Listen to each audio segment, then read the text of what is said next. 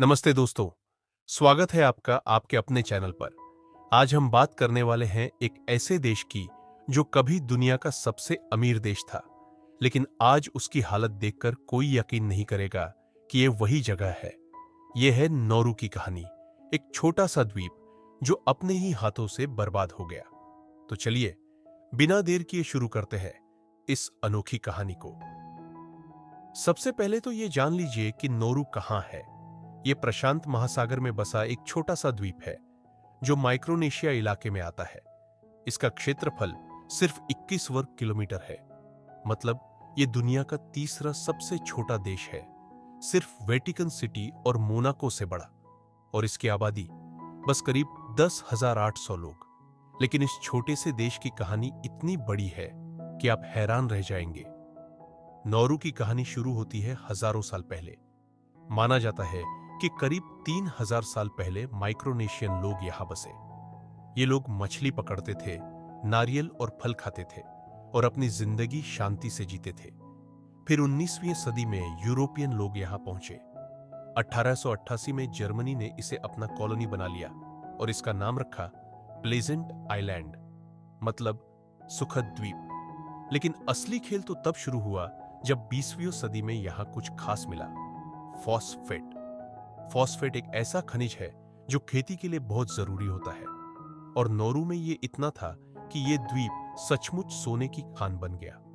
पहले विश्व युद्ध के बाद ऑस्ट्रेलिया, न्यूजीलैंड और ब्रिटेन ने मिलकर यहाँ की माइनिंग शुरू की। लेकिन 1968 में नौरू को आजादी मिली। और फिर क्या, नौरू वालों ने खुद इस फॉस्फेट को बेचना शुरू कर दिया। 1970 और 80 के दशक में नौरू की किस्मत ऐसी चमकी कि यह प्रति व्यक्ति आय के हिसाब से दुनिया का सबसे अमीर देश बन गया।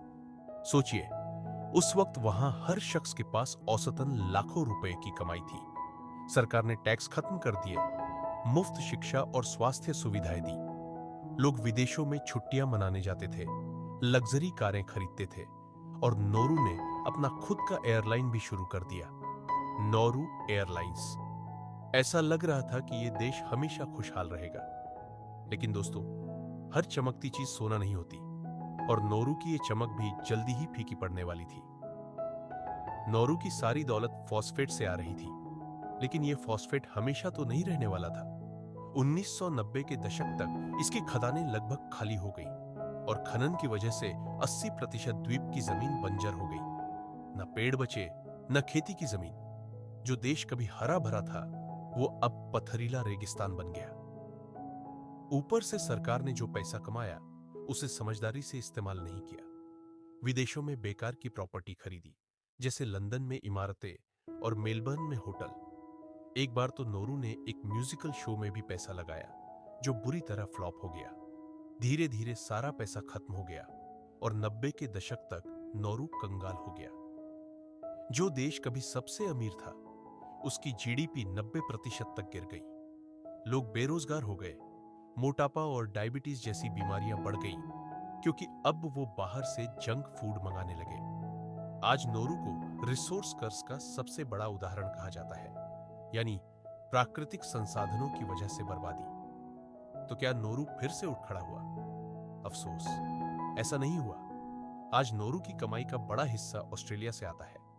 दरअसल 2001 से नौरू ऑस्ट्रेलिया के लिए एक डिटेंशन सेंटर चलाता है, जहां शरणार्थियों को रखा जाता है। इसके बदले ऑस्ट्रेलिया नौरू को पैसा देता है, लेकिन यह भी कोई स्थायी हल नहीं है। हालांकि नौरू अब सोलर पावर और पर्यटन जैसे नए रास्ते तलाश रहा है, लेकिन सच कहे तो उस सुनहरे दौर को वापस लाना आसान नहीं। दोस्तों, नौरू की कहानी हमें सिखाती है कि प्राकृतिक संसाधनों का सही इस्तेमाल कितना जरूरी है। यह एक सबक है कि पैसा तो आता जाता रहता है, लेकिन समझदारी से काम न लिया तो सब कुछ खो सकता है। आपको यह कहानी कैसी लगी? कमेंट में जरूर बताएं। और अगर आपको ऐसे और दिलचस्प देशों की कहानियां सुननी है, तो चैनल को सब्सक्राइब करना ना भूलें। मिलते हैं अगली वीडियो में। तब तक के लिए नमस्ते।